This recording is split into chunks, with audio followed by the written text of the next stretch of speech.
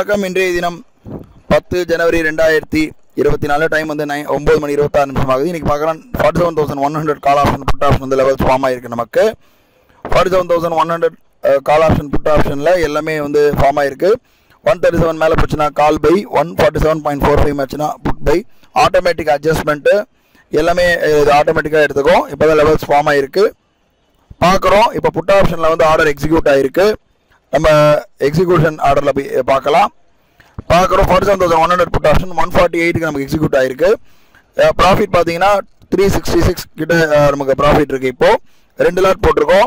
இதுக்கு வந்து நம்முடைய கேபிட்டல் பார்த்தீங்கன்னா ஒரு 6,000 to 6,500 தான் இதுக்கு நமக்கு இன்னைக்கு கேபிட்டல் வந்து டிப்ளாய் ஆகிருக்கு. ஓவராலாகவே இந்த மந்த் ஃபுல்லாகவே அப்படி தான் பண்ணிட்டு இருக்கோம். ப்ராஃபிட் பார்க்குறோம். இப்போதைக்கு வந்து 500 ரூபா கிட்ட ப்ராஃபிட் இருக்குது பார்க்குறோம். ஸ்டாப் லாஸ் ஹிட் ஆயிடுச்சு.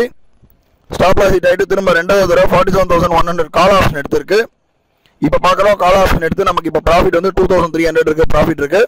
ஆட்டோமேட்டிக்காக கட் ஆயிடுச்சு. நமக்கு எம்டிஎம் பார்க்குறோம் 2,700 கிட்ட ப்ராஃபிட் இருக்குது. 142 வாங்கினது 264 நமக்கு ப்ராஃபிட் கட் ஆயிடுச்சு. டார்கெட்டில் 2 லாட்டு.